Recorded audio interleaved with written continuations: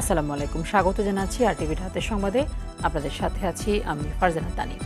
আগামী শনিবার দুপুর ২:৩০টায় বিএনপির সঙ্গে অন্তর্বর্তী সরকারের সংলাপ অনুষ্ঠিত হবে। সন্ধ্যায় সংবাদ সম্মেলনে এই তথ্য জানান প্রধান উপদেষ্টার প্রেস সচিব শফিকুল আলম। তিনি জানান, অন্যান্য রাজনৈতিক দলগুলোর সঙ্গে সংলাপ পরে হবে। উপদেষ্টা পরিষদের সভায় গার্মেন্টস শ্রমিকদের বিক্ষোভ ও অসন্তোষ নিরসনের নির্দেশ দিয়েছেন প্রধান উপদেষ্টা ডক্টর মোহাম্মদ ইউনূস। এদিকে অন্তর্বর্তী সরকার ৬টি কমিশনের মধ্যে ৫টি গেজেট প্রকাশ করা হয়েছে। নাজিব ফরাজি জানাচ্ছেন বিস্তারিত।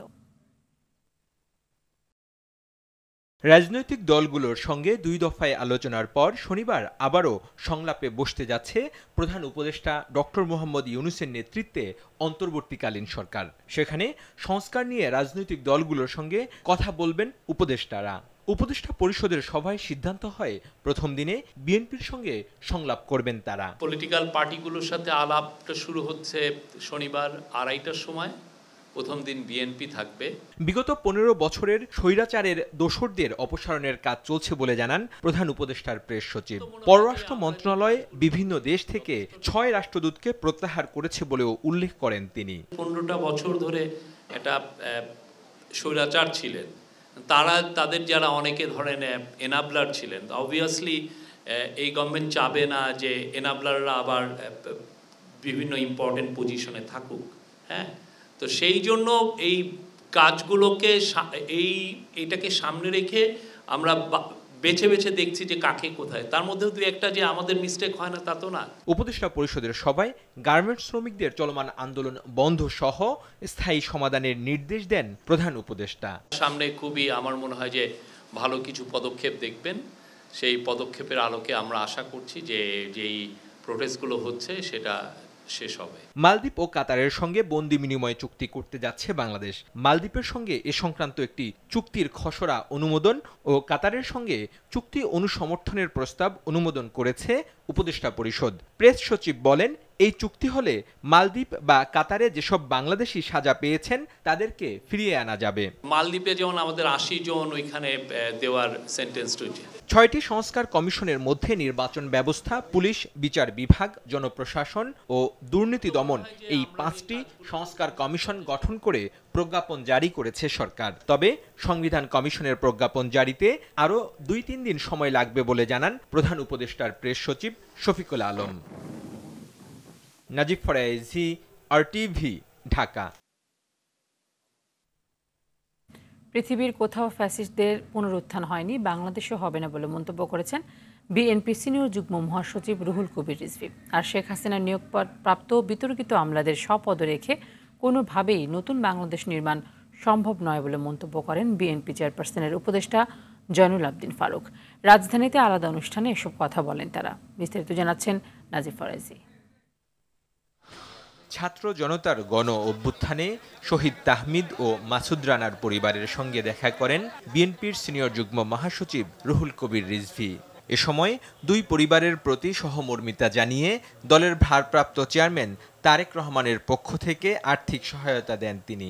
রিজভী জানান, শহীদ মাসুদ রানার ছোট্ট মেয়ে আরবির পড়ালেখার দায়িত্ব নিয়েছেন তারেক রহমান। বলেন, তাহমিদ ও মাসুদরা রক্ত দিয়ে যে গণতন্ত্র কিনেছে তা যেন ব্যর্থ না হয়। পৃথিবীর কোথাও ফ্যাসিস্টদের পুনরুত্থান হয় না। ফ্যাসিস্টরা সামাজিকভাবে প্রতিষ্ঠিত হতে পারে না। যারা নিজ দেশের শিশুর রক্ত পান করে গ্লাসে গ্লাসে, তারা কিসের রাজনীতি করবে? পৃথিবীর কোথাও, ইটালি না জার্মানি, কোথাও তাদের গণতন্ত্রকামী মানুষ পুনরুত্থান হতে দেয়নি। জাতীয় প্রেস ক্লাবের সামনে জনপ্রশাসনে শেখ হাসিনার নিয়োগপ্রাপ্ত বিতর্কিত আমলাদের অপসারণের দাবিতে অবস্থান কর্মসূচি পালন করে জাগ্রত বাংলাদেশ। এ সময় বিএনপি চেয়ারপারসনের উপদেষ্টা জয়নুল আবেদিন ফারুক বলেন, অন্তর্বর্তী সরকারকে অস্থিতিশীল করতে বিতর্কিত আমলারা নানা ষড়যন্ত্রে লিপ্ত। এই সরকারকে অস্বস্তিকর তুলে আবারও শেখ হাসিনার আমলের কিছু সংখ্যক কর্মকর্তা কর্মচারী এখনো এই সরকারের ভিতরে বসে আছে, যারা এই সরকারকে বিগত সরকারের কথা বলার জন্য ঘাপটি মারা লোকদেরকে বের করে দেন, নাহলে আপনারা শান্তিতে আরেকটি নির্বাচন দিতে পারবেন না, তারাই বাধা হয়ে দাঁড়াবে জনগণের ভাষ্য। বেগম খালেদা জিয়া ও তারেক রহমানকে ষড়যন্ত্রমূলক মিথ্যা মামলায় সাজা দেয়া বিতর্কিত জজরা কিভাবে বহাল তবিয়তে আছেন দেশবাসী তা জানতে চায় বলেও জানান জয়নুল আবেদিন ফারুক। আজকে তাই জনগণ প্রশ্ন করে। নাজিব ফরাইজি, RTV, ঢাকা। সাইবার নিরাপত্তা আইন বাতিল করা হবে জানিয়ে আইন উপদেষ্টা অধ্যাপক আসিফ নজরুল বলেন, নতুন আইনে হবে সাইবার সুরক্ষাকে ভিত্তি করে পর্যায়ক্রমে বাতিল হবে সব কালাকানুন। আর তথ্য উপদেষ্টা নাহিদ ইসলাম বলেছেন, এই আইন বাতিলের আগ পর্যন্ত এই আইনে যেন আর কোনো মামলা না হয় সেই ব্যবস্থা নিতে হবে। রাজধানীতে বিচার ও প্রশিক্ষণ ইনস্টিটিউটে সাইবার নিরাপত্তা আইন নিয়ে আলোচনা অনুষ্ঠানে তারা এসব কথা বলেন। এয়ার বাদল জানাচ্ছেন বিস্তারিত। অনুষ্ঠানের শুরুতে সাইবার নিরাপত্তা আইনের ভুক্তভোগীরা তাদের অভিজ্ঞতা তুলে ধরেন। 28 আগস্ট কোর্টে নেওয়া হয়, সেখান থেকে কাশিমপুর কারাগারে প্রেরণ করা হয়। তারপর 2023 সালের 16 ফেব্রুয়ারি আমার প্রথমবারের মতো হাইকোর্টে জামিন হয়। 4 থেকে 5 বার নিম্ন কোর্টে জামিন চাওয়ার পরও জামিন পাইনি।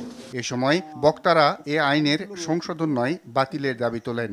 আমি স্পষ্টভাবে মনে করি যে এই আইনেরটা রেখে আমরা আগামী দিনে কোনোভাবেই আগাইতে পারবো না। আমরা মনে করি যে এটি সংশোধনের অযোগ্য, এটাকে বাতিল করা উচিত। তথ্য উপদেষ্টা নাহিদ ইসলাম বলেন, মত প্রকাশের স্বাধীনতাকে হত্যা করতেই এ আইন ব্যবহার করা হয়েছে এবং এখনো হচ্ছে। তাই কেউ যেন আর এ আইনের মাধ্যমে হয়রানির শিকার না হয় সেই পদক্ষেপ নিতে হবে। কোনোভাবেই আসলে এই আইনটা সম্পূর্ণ সংশোধন করেও এই নামটাও যদি রেখে দেয় তাহলেও মানুষ এই আইনটাকে বিশ্বাস করবে না। আসলে কোনো মামলা যাতে না নেওয়া হয় এই মুহূর্ত থেকে আমাদের এই সিদ্ধান্তটা আসলে মানে খুবই দ্রুত নিতে হবে। নাহলে এটা যদি স্বাধীন বাংলাদেশে এই আইনে আরেকটি মামলা হয়, এটা আমাদের সকলের জন্য আসলে বিব্রতকর হবে।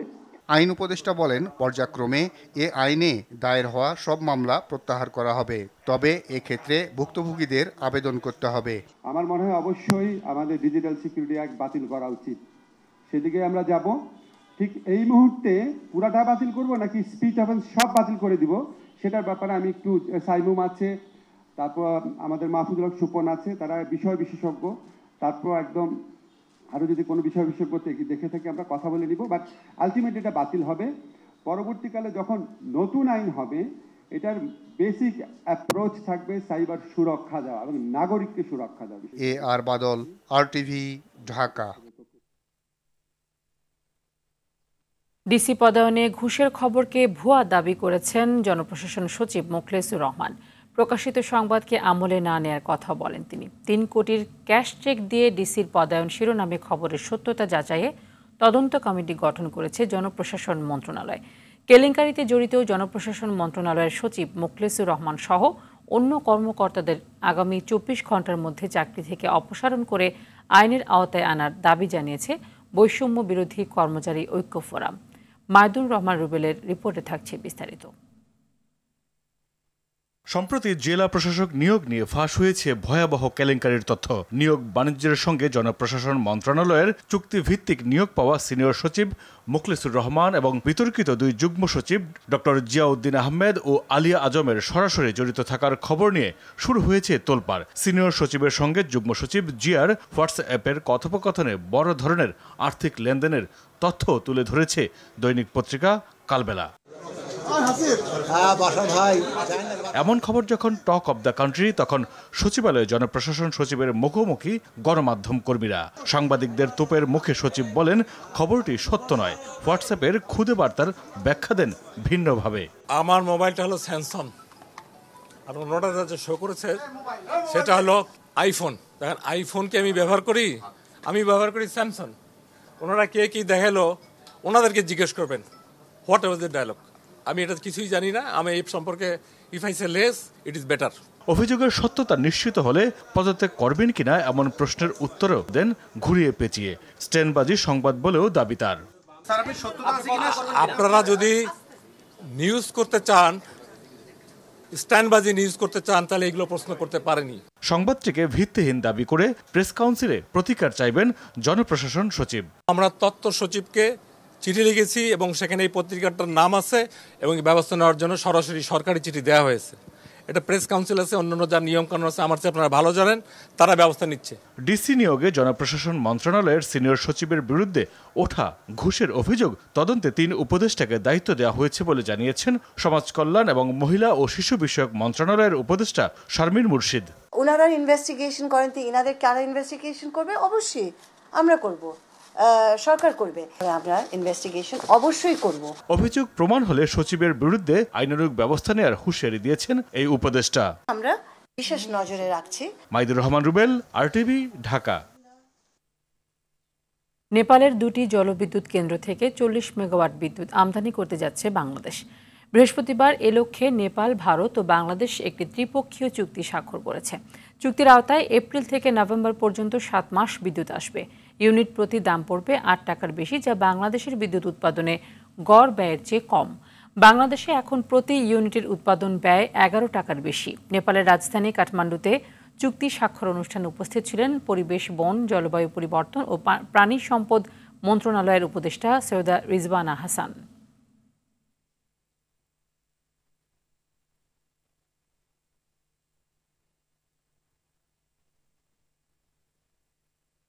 গুমের শিকার ব্যক্তিদের বক্তব্যের সঙ্গে আয়নাঘর খ্যাত ডিজিএফআই এর সেলের মিল পাওয়া গেছে। শুধু তাই নয়, সংস্থাটি তাদের সেলের পরিবর্তন ও অধিকাংশ আলামত নষ্ট করেছে বলে দাবি করেছেন গুম কমিশন সংক্রান্ত কমিশন অব ইনকোয়ারি। বৃহস্পতিবার গুম কমিশনে এক প্রেস ব্রিফিংয়ে এইসব তথ্য দেন কমিশনের সদস্যরা। আরও জানাচ্ছেন শাকিলা করিম। গুম সংক্রান্ত কমিশন অফ ইনকোয়ারি গঠন হওয়ার পর প্রথম সংবাদ সম্মেলন। সময় দেওয়ার পর মাত্র 13 কার্যদিবসে 400 গুম হওয়া ব্যক্তি ও স্বজনরা অভিযোগ করেছেন কমিশনে। তুলে ধরেছেন নির্যাতনের নানা রোমহর্ষক কাহিনী। যাদের বিরুদ্ধে অ্যালিগেশনস, যারা পারপিট্রেটরস অফ দ্য ক্রাইম, ওদেরকে তো আমরা তলব করব। এরই মধ্যে বিভিন্ন সংস্থার আয়নাঘর পরিদর্শন করে ভুক্তভোগীদের বর্ণনার সঙ্গে মিল পাওয়া গেছে বলে জানিয়েছেন গুম সংক্রান্ত কমিশন অব ইনকোয়ারি। কমিশনের চেয়ারম্যান জানান, ডিজিএফআই এর 20 থেকে 22টি সেল রয়েছে। ডিজিএফআই এর যেটা আপনার এই আয়নাঘর বা জয়েন্ট ইন্টারোগেশন সেল, ওটা তো ডিজিএফআই এর যে হেডকোয়ার্টার্স তার কম্পাউন্ডে আছে। নিচতলায় সেল আছে প্রায় ধরেন 20-22টা সেল। অ্যাকচুয়ালি আয়নাঘর, এটা সোশ্যাল মিডিয়াতে বলা হচ্ছে Aynaghor, popularly known as Aynaghor. কমিশনের আরেক সদস্য জানান, ডিজিএফআই সেল পরিদর্শন করে দেখা যায় ইতোমধ্যে অনেক আলামত নষ্ট করা হয়েছে। আয়নাঘরে পরিবর্তন স্থগিত করার জন্য লিখিতভাবে বলা হয়েছে।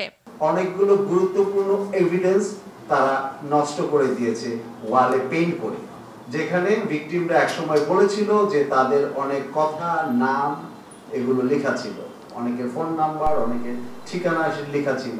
ওই জিনিসগুলা পেইন্ট হওয়ার কারণে সেটা আর আমরা সেখানে পাইনি। কমিশনের সদস্য নূর খান লিটন বলেন, গুম সংক্রান্ত যে কোনো অভিযোগ আমলে নেবেন তারা। ভিকটিমকে আমরা বিভাজন প্রক্রিয়ায় নিব না। আমরা দেখব তিনি এনফোর্স ডিসঅ্যাপিয়ারেন্সের শিকার কিনা, তিনি ডাকাত ছিলেন না তিনি জঙ্গি ছিলেন নাকি, এই বিভাজনে আমাদের যাওয়ার কোনো ইখতিয়ার নেই। খুব স্পষ্টভাবে বলি, যিনি এনফোর্স ডিসঅ্যাপিয়ারেন্সের শিকার তার অভিযোগ আমরা গ্রহণ করব। 6 আগস্ট 2009 থেকে 5 আগস্ট 2024 সালের মধ্যে গুমের ঘটনাগুলো খতিয়ে দেখবে এই কমিশন। এভিনিউজ আছে, সেগুলো আমরা। শাকিলা করিম, RTV, ঢাকা। ব্রাহ্মণবাড়িয়ার আশুগঞ্জে বাদীর অনাপত্তিতে বিস্ফোরক মামলার আসামি রোমান মিয়াকে ছেড়ে দিয়েছে পুলিশ। দুপুর 12টার দিকে পুলিশ তাকে ছেড়ে দেয়। পরে থানার বাইরে থাকা লোকজন তাকে ফুলের মালা পরিয়ে নিয়ে যান। সেনাবাহিনীর সদস্যরা গত বুধবার দিনগত রাতে আটক করে তাকে আশুগঞ্জ থানায় হস্তান্তর করে। গত 20 আগস্ট আশুগঞ্জ থানায় হওয়া একটি মামলার 6 নম্বর আসামি রোমান। মামলার এজাহারে বলা হয়, বৈষম্য বিরোধী আন্দোলনে শিক্ষার্থী হামলা ও ককটেল বিস্ফোরণে জড়িত ছিলেন রোমান। এদিকে আসামি ছেড়ে দেবার ঘটনায় আশুগঞ্জ থানার ওসি মোহাম্মদ ইকবাল হোসেন, SI দীপক কুমার ও প্রদ্যুৎ ঘোষকে থানা থেকে প্রত্যাহার করা হয়েছে।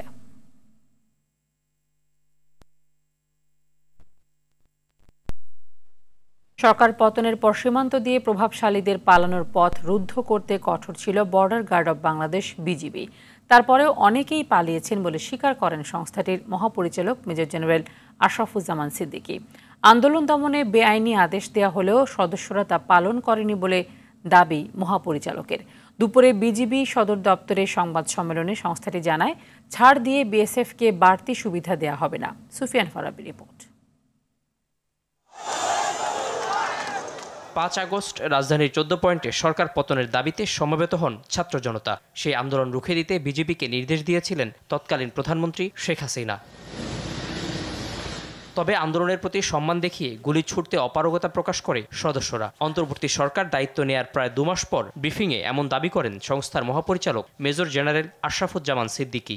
আমার বিজেপির সদস্য আছে 80-90 জন, এক এক দিক থেকে 10-15 হাজার ছাত্র জনতা আসছে। আমি বলেছি সবাই পোস্ট ছেড়ে দিয়ে সাইডে চলে যাও, জাস্ট ভ্যানিশ। কারণ এখানে 10-15 হাজার ছাত্র জনতা গার্ড করার কোনো প্রয়োজন নাই। এখানে কোনো ধরনের গার্ড করতে গেলে হতাহতের সংখ্যা বাড়বে।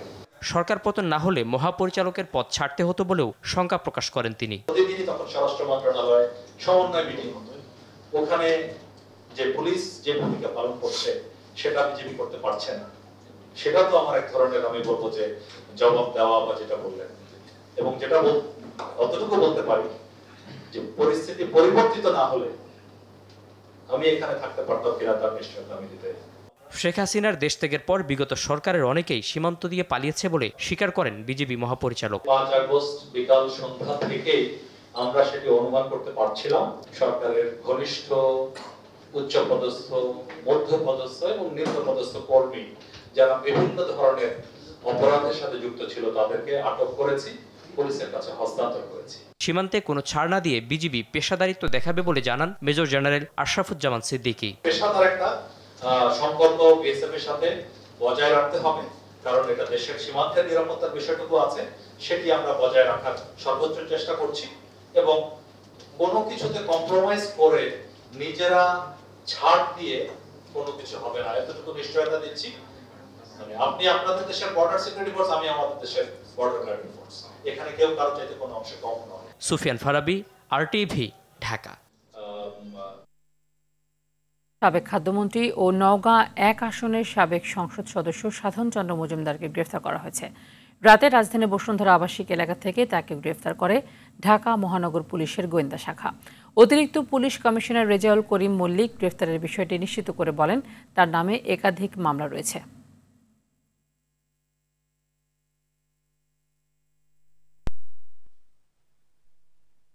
টাইম ম্যাগাজিনের 100 প্রভাবশালী ব্যক্তির তালিকায় জায়গা করে নিয়েছেন বৈষম্য বিরোধী ছাত্র আন্দোলনের অন্যতম নেতা ও অন্তর্বর্তীকালীন সরকারের ডাক, টেলিযোগাযোগ ও তথ্য প্রযুক্তি এবং তথ্য সম্প্রচার উপদেষ্টা নাহিদ ইসলাম। বুধবার প্রকাশিত টাইম 100 নেক্সট তালিকায় উঠে এসেছে তার নাম। গণতন্ত্র পুনরুদ্ধারের সংগ্রামে সাহসী ভূমিকা এবং হাসিনা সরকারের পতন ঘটানোর পেছনে অবদান রাখায় এই স্বীকৃতি পেয়েছেন তিনি। 1999 সাল থেকে নিয়মিত এই তালিকা প্রকাশ করছে জনপ্রিয় টাইম ম্যাগাজিন। এই বিষয়ে টাইম ম্যাগাজিনকে নাহিদ বলেন, বাংলাদেশের রাজনৈতিক দলগুলোর মধ্যে সহিংসতার যে পালাক্রম তার অবসান ঘটিয়ে সামনে এগিয়ে যেতে হবে। 26 বছর বয়সী নাহিদ ইসলাম ঢাকা বিশ্ববিদ্যালয়ের সমাজ বিজ্ঞান বিভাগে স্নাতক। সাভারের আশুলিয়ায় 2টি কার্টুন বক্সের ভেতর থেকে অজ্ঞাত এক নারীর মাথাবিহীন 3 খণ্ডিত মরদেহ উদ্ধার করেছে পুলিশ। আশুলিয়া থানা পুলিশের পরিদর্শক কামাল হোসেন জানিয়েছেন, কাঠগড়া বাজার এলাকায় রাস্তার পাশে কার্টুন বক্সের ভেতরে ওই মরদেহ দেখতে পায় স্থানীয়রা। পরে খবর পেয়ে পুলিশ গিয়ে মরদেহ উদ্ধার করে। তাৎক্ষণিকভাবে নিহতের পরিচয় পাওয়া যায়নি। এদিকে মুন্সিগঞ্জের গজারিয়ায় মেঘনা নদী থেকে অজ্ঞাত ব্যক্তির অর্ধগলিত মরদেহ উদ্ধার করেছে পুলিশ। নৌ পুলিশ ফাঁড়ির ভারপ্রাপ্ত কর্মকর্তা গোলাম মোস্তফা তথ্যটি নিশ্চিত করেছেন। ফুটবল। আসন্ন বাফুফে নির্বাচনকে সামনে রেখে মিসবাহ উদ্দিনকে প্রধান করে 3 সদস্যের কমিশন গঠন করেছে বাংলাদেশ ফুটবল ফেডারেশন। বাফুফের নির্বাহী কমিটির সভায় সর্বসম্মতিক্রমে এই সিদ্ধান্ত নেওয়া হয়েছে। এছাড়া যাচাই বাছাই শেষে নির্বাহী কমিটির কাছে পাঠানো 133 সদস্যের ভোটার তালিকার অনুমোদন দেওয়া হয়েছে। নির্বাহী কমিটির সভায় 19 সদস্যের মধ্যে 10 জন সদস্য সশরীরে উপস্থিত ছিলেন। অনলাইনে উপস্থিত ছিলেন 4 জন। বিস্তারিত মাহফুজুল ইসলামের রিপোর্টে। 26 অক্টোবর নির্বাচনের আগে এটি হতে পারত কাজী সালাউদ্দিনের শেষ সভা। বাফুফেতে তার দীর্ঘ 16 বছরের রাজত্বের সম্ভাব্য শেষ দিনটা নিয়ে অনেকের মনেই ছিল আগ্রহ, কিন্তু নির্বাহী কমিটির সভা শেষে তিনি এলেন না সংবাদ মাধ্যমের সামনে। কারণটা জানালেন সদস্য সত্যজিৎ দাস রূপু। যেহেতু আরো একটা মিটিং রয়ে গেছে, উনি হয়তো তারপরেই একবারেই আপনাদের সাথে কথা বলতে চান। উনি কথা বলবেন এটা আমাদেরকে বলেছেন, বলে যে আমি একবারেই কথা বলতে চাই। এদিন নির্বাচন কেন্দ্রিক দুটি সিদ্ধান্ত নিয়েছে ফেডারেশন। কমিশন গঠন ও ভোটার তালিকা অনুমোদন দিয়েছে বাফুফের নির্বাহী কমিটি। আমাদের 3 সদস্যের নির্বাচন কমিশন গঠিত হয়েছে। জনাব মেজবাউদ্দিন আহমেদ হচ্ছেন আমাদের প্রধান নির্বাচন কমিশনার। উনি আগেরবারও নির্বাচন কমিশনার ছিলেন। উনি সরকারি চাকরি শেষ করেছেন নির্বাচন কমিশনের একজন সরকারি কর্মকর্তা হিসাবে। সুপ্রিম কোর্টের একজন ব্যারিস্টার আছেন যিনি এহসানুর রহমান। সুরায়া আক্তার জাহান উনি অতিরিক্ত সচিব জনপ্রশাসন মন্ত্রণালয়ে সংযুক্ত হিসাবে আছেন। ভোটার লিস্টে আজকে অনুমোদন দেওয়ার বিষয় ছিল, সেটা আজকে আমাদের এখানে বোর্ড থেকে 133 জনের সেই লিস্টটা অনুমোদন দিয়েছে। নভেম্বরে ফিফা উইন্ডো ও আসন্ন নারী সাফ চ্যাম্পিয়নশিপের বিষয়ে সভায় আলোচনা হয়েছে। তবে নির্বাচনের আগে বিভিন্ন বিষয় নিষ্পত্তিতে একাধিক নির্বাহী কমিটির বৈঠক হবার সম্ভাবনার কথাও জানিয়েছেন বাফুফের এই সদস্য। মাহফুজুল ইসলাম, RTV, ঢাকা। জানাবো কমব্যাট গেমসের খবর।